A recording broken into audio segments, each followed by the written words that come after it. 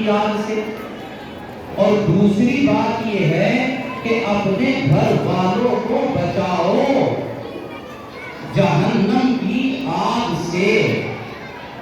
اب سوال یہ پیدا ہے کہ بھی جہنم کی آگ سے بچانے کا طریقہ کیا ہے؟ یہ تو معلوم ہو بھائی، حکم تو معلوم ہو گیا کہ اپنی ذات کو بھی بچائیں اور اپنے گھر والوں کو بھی بچائیں، لیکن اس کا طریقہ کیا ہونا چاہیے؟ اللہ جزائے خیر عطا فرمائے ان مفسرین کو کہ ایک آیت کے اوپر ایسا اعتقاد کر کے بیٹھے کہ اس کے نور، اس کے اسرار، اس کے دقائق انہوں نے امت کے سامنے بات کیے ہیں، ان کو کھولا تو بتایا کہ یہ جو پہلا حکم ہے کہ اپنی ذات کو بچاؤ جہنم کی آگ سے، تو اپنی ذات بچے گی، نوٹ کریں، اعمال کے ذریعے۔ جہنم سے جو ذات بچے گی، آپ اور میں بچ پائیں گے، وہ بچیں گے اعمال کے ذریعے۔ بھائی اعمال کسے کہتے ہیں؟ جن کو اللہ نے کرنے کا حکم دیا ہے ان کو کریں، اور جن کو اللہ نے منع کیا، روکا ہے، ان سے رک جائیں۔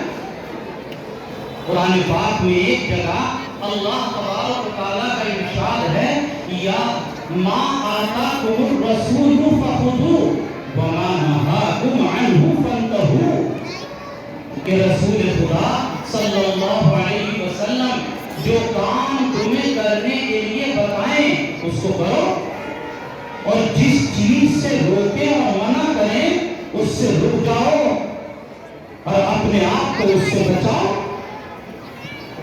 تو اپنی ذات کو بچانا ہے اعمال کے ذریعے، اپنی ذات کو بچانا ہے اعمال کے ذریعے۔ اچھا رہا مسئلہ یہ کہ اپنے گھر والوں کو، بیوی بچوں کو وہ کس طریقے سے بچائیں گے جہنم کی آگ سے؟ تو کہا کہ ان کو بچائیں گے تعلیم کے ذریعے اور تربیت کے ذریعے۔ تعلیم کے ذریعے اور تربیت کے ذریعے، یہ دونوں چیزیں ضروری ہیں۔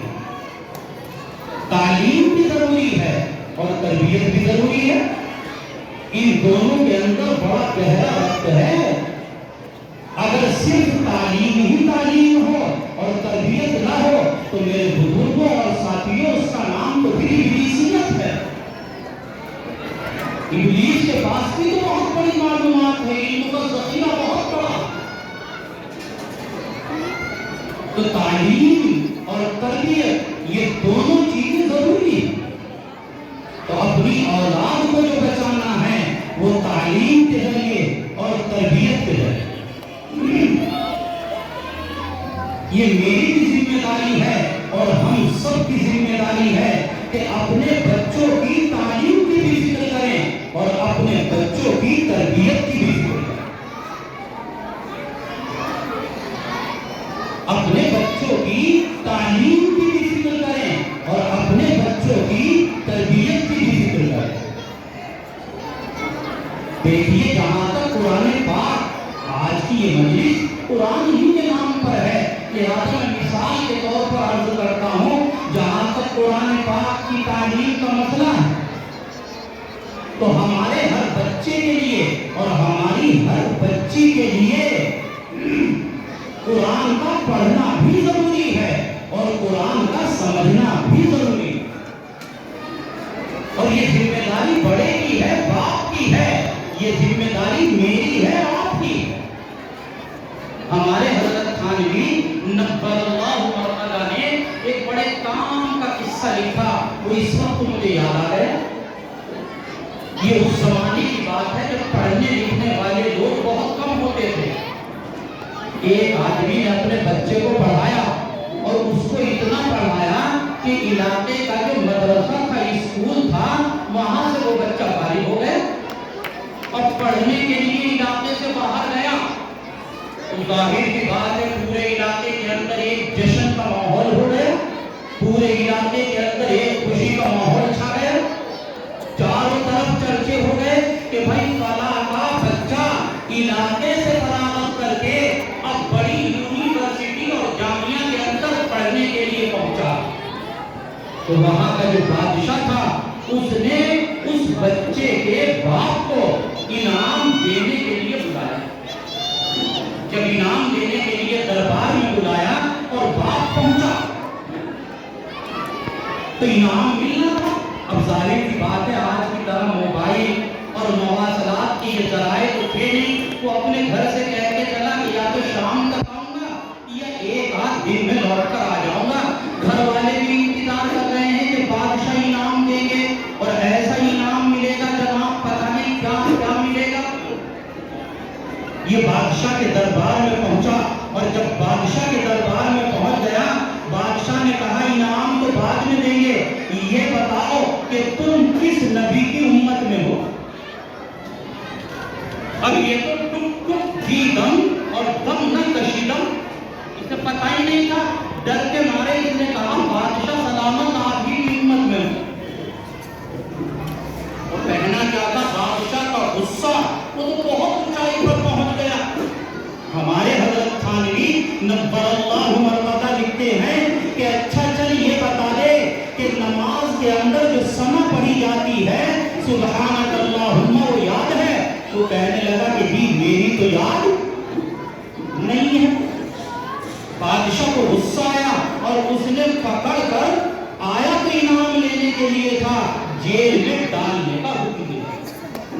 اب وہ تو بادشاہ کی زبان جناب اس وقت میں قانون ہوتی تھی، کون کہنے والا کون سننے والا ہے۔ یہ چلا گیا بیچارہ جیل میں، ادھر گھر والے انتظار کر رہے ہیں کہ ابا آ رہے ہوں گے، انعام لا رہے ہوں گے، پیسہ آ رہا ہوگا، یہ کپڑے بنوائیں گے، یہ کھانا پکوائیں گے، یہ سامان خریدیں گے۔ وہ سارے کے سارے خیالی پلاؤ اپنے ذہن میں پکا رہے ہیں اور یہ بیچارہ جیل میں پڑا ہوا۔ ایک زمانہ گزر گیا، جب پورا 1 سال گزر گیا اور بڑی چھٹیوں میں بیٹا گھر آیا تو ماں سے ملا۔ ماں سے ملنے کے بعد میں کہا کہ ابا نظر نہیں آتے، کہا بیٹے تمہارے ابا تو بادشاہ سلامت کے پاس گئے تھے، پتہ نہیں کیا ہوا، انعام لینے گئے تھے، ان کو جیل کے اندر قید میں بند کر دیا۔ اب یہ بچہ بادشاہ سلامت کے یہاں پہنچا، اس نے عرضی لکھی اور کہا کہ وہ بچہ نوجوان ملنا چاہتا ہے جو اس علاقے سے پڑھنے کے لیے سب سے پہلے باہر نکلا ہے۔ بادشاہ سلامت نے بلا لیا، بادشاہ سلامت نے بلایا۔ بچے نے بادشاہ سے کہا کہ حضور مجھے یہ بتائیے کہ میرے باپ کو قید میں کیوں ڈالا گیا؟